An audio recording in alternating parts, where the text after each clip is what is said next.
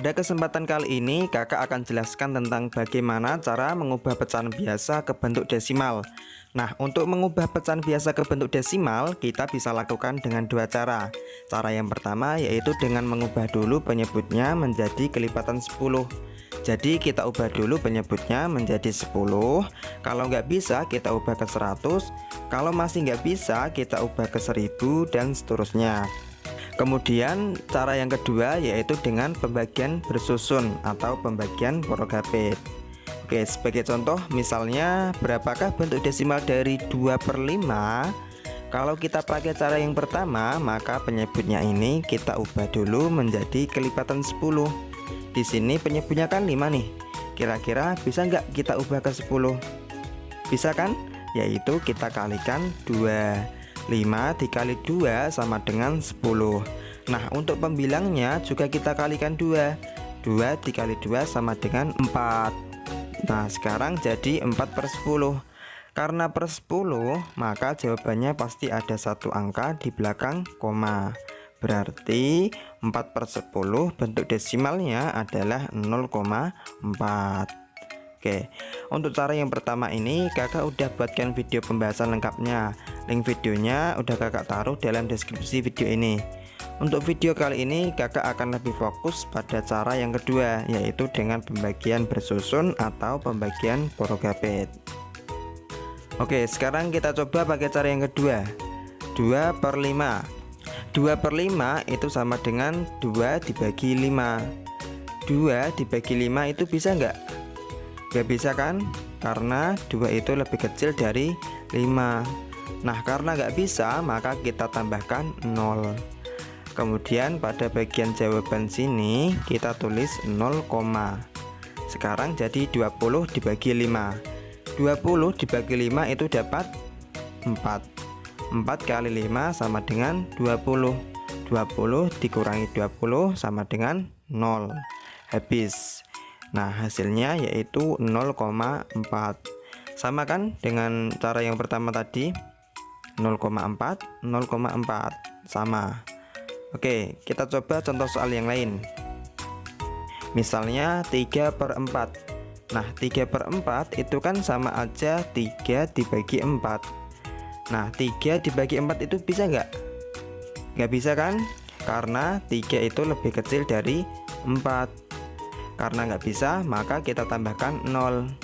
Dan di bagian jawaban sini kita kasih 0, nah, sekarang jadi 30 dibagi 4. Kita cari nih 4 dikali berapa yang hasilnya itu 30 atau mendekati 30. Ayo, kira-kira 4 dikali berapa? Dikali 7, ya kan?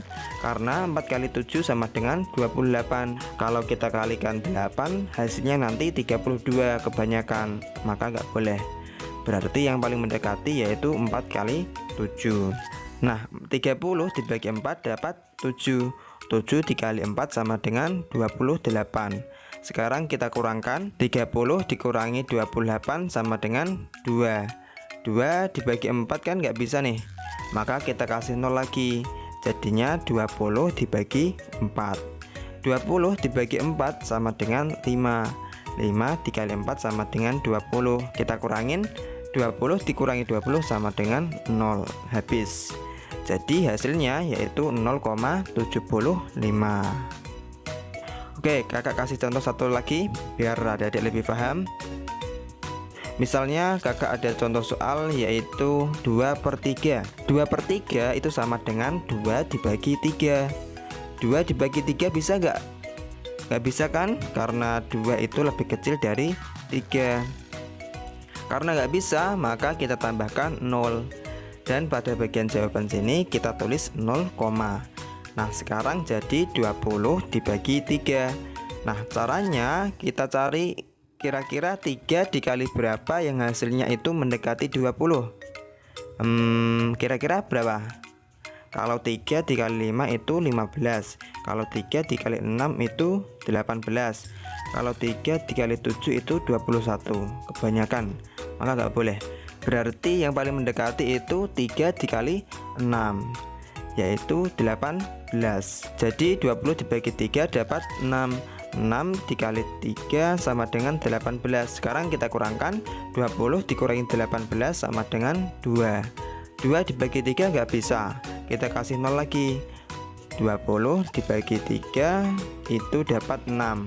6 dikali 3 sama dengan 18. Kita kurangkan lagi, 20 dikurangi 18 sama dengan 2. 2 dibagi 3 nggak bisa kan? Kita kasih 0 lagi, jadi 20 dibagi 3 dapat 6 lagi. 6 kali 3 sama dengan 18. Kita kurangkan lagi, 20 dikurangi 18 sama dengan 2.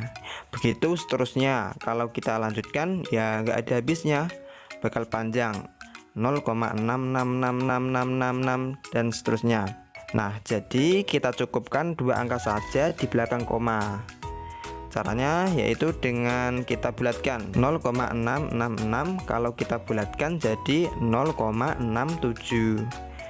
Jadi bentuk desimal dari 2/3 adalah 0,67. Nah, itu tadi cara mengubah bacaan biasa ke bentuk desimal menggunakan pembagian bersusun atau pembagian Prokabit. Di sini kakak punya dua latihan soal buat adik-adik. Pertama yaitu 1/4 dan yang kedua yaitu 5/6. Coba adik-adik ubah pecahan tersebut ke bentuk desimal dan tuliskan jawabannya pada kolom komentar di bawah. Oke, sampai sini dulu. Semoga video kali ini bermanfaat. Jika kalian suka silahkan klik like dan share ke teman-teman yang lain.